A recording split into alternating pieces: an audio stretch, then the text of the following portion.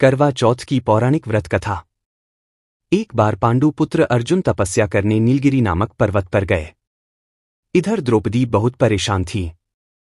उनकी कोई खबर न मिलने पर उन्होंने कृष्ण भगवान का ध्यान किया और अपनी चिंता व्यक्त की।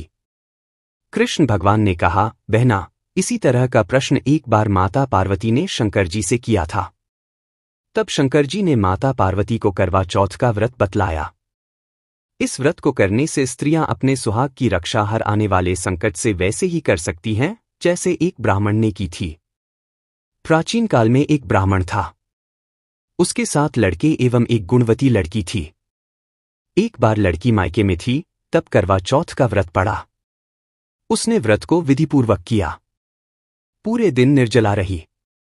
कुछ खाया पिया नहीं, पर उसके 7 भाई परेशान थे कि बहन को प्यास लगी होगी, भूख लगी होगी, पर बहन चंद्रोदय के बाद ही जल ग्रहण करेगी। भाइयों से रहा नहीं गया, उन्होंने शाम होते ही बहन को बनावटी चंद्रोदय दिखा दिया। एक भाई पीपल की पेड़ पर छलनी लेकर चढ़ गया और दीपक जलाकर छलनी से रोशनी उत्पन्न कर दी।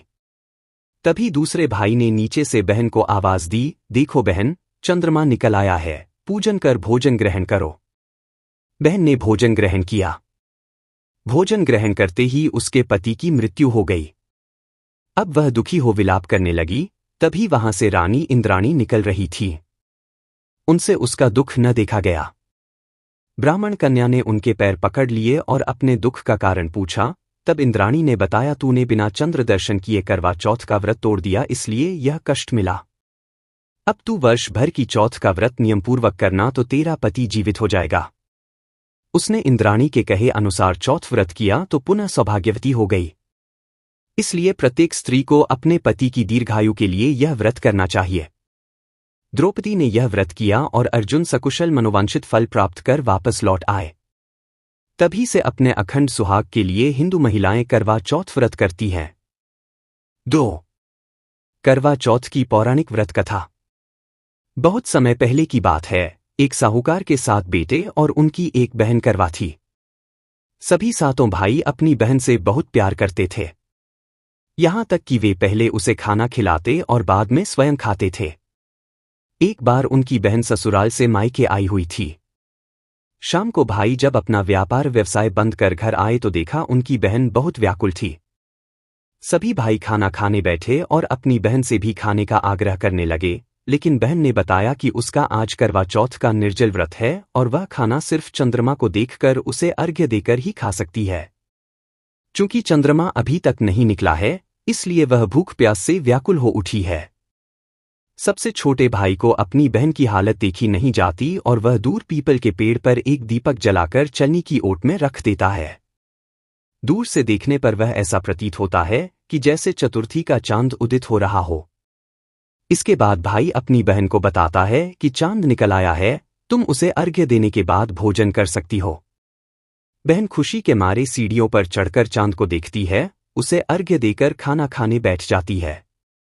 वह पहला टुकड़ा मुंह में डालती है तो उसे छींक आ जाती है। दूसरा टुकड़ा डालती है तो उसमें बाल निकल आता है और जैसे ही तीसरा टुकड़ा मुंह में डालने की कोशिश करती है तो उसके पति की मृत्यु का समाचार उसे मिलता है। वह बौखला जाती है। उसकी भाभी उसे सच्चाई से अवगत कराती है कि उसके साथ ऐसा क्यों हुआ। करवा चौथ का व्रत गलत तरीके से टूटने के कारण देवता उससे नाराज हो गए हैं और उन्होंने ऐसा किया है। सच्चाई जानने के बाद करवा निश्चय करती है कि वह अपने पति का अंतिम संस्कार नहीं होने देगी और अपने सतीत्व से उन्हें पुनर्जीवन दिलाकर रहेगी। वह पूरे 1 साल तक अपने पति के शव के पास बैठी रहती है। उसकी देखभाल करती है। उसके ऊपर उगने वाली सुईनुमा घास को वह एकत्रित करती जाती है। 1 साल बाद फिर करवा चौथ का दिन आता है। उसकी सभी भाभियां करवा चौथ का व्रत रखती हैं। जब भाभियां उससे आशीर्वाद लेने आती हैं तो वह प्रत्येक भाभी से यम सुई ले लो, पिय सुई दे दो, मुझे भी अपनी जैसी सुहागिन बना दो, ऐसा आग्रह करती है, लेकिन हर बार भाभी उसे अगली भाभी से आग्रह करने का कह चली जाती है। इस प्रकार जब 6ठे नंबर की भाभी आती है तो करवा उससे भी यही बात दोहराती है।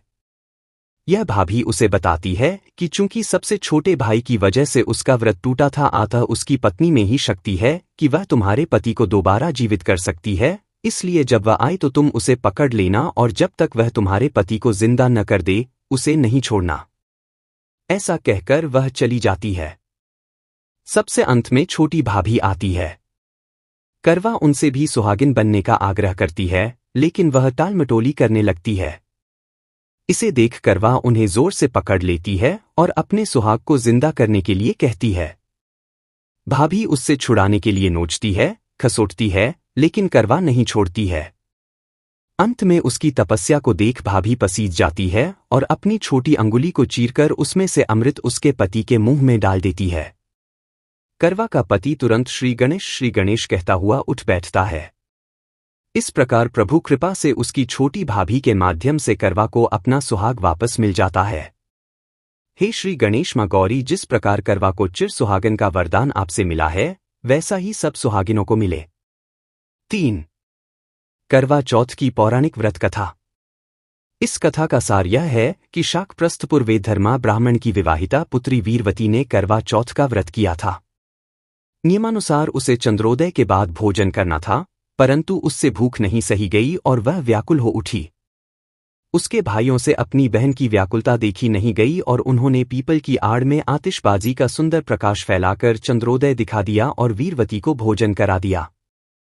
परिणाम यह हुआ कि उसका पति तत्काल अदृश्य हो गया। अधीर वीरवती ने 12 महीने तक प्रत्येक चतुर्थी को व्रत रखा और करवा चौथ के दिन उसकी तपस्या से उसका पति पुनः प्राप्त हो गया। 4. करवा चौथ की पौराणिक व्रत कथा। पुराणों के अनुसार करवा नाम की एक पतिव्रता धोबिन अपने पति के साथ तुंगभद्रा नदी के किनारे स्थित गांव में रहती थी। उसका पति बूढ़ा और निर्बल था। एक दिन जब वह नदी के किनारे कपड़े धो रहा था, तभी अचानक एक मगरमच्छ वहां आया और धोबी के पैर अपने दांतों में दबाकर यमलोक की ओर ले जाने लगा। वृद्ध पति यह देख घबराया और जब उससे कुछ कहते नहीं बना तो वह करवा कहकर अपनी पत्नी को पुकारने लगा। पति की पुकार सुनकर धोबिन करवा वहां पहुंची तो मगरमच्छ उसके पति को यमलोक पहुंचाने ही वाला था। तब करवा ने मगर को कच्चे धागे से बांध दिया और मगरमच्छ को लेकर यमराज के द्वार पहुंची।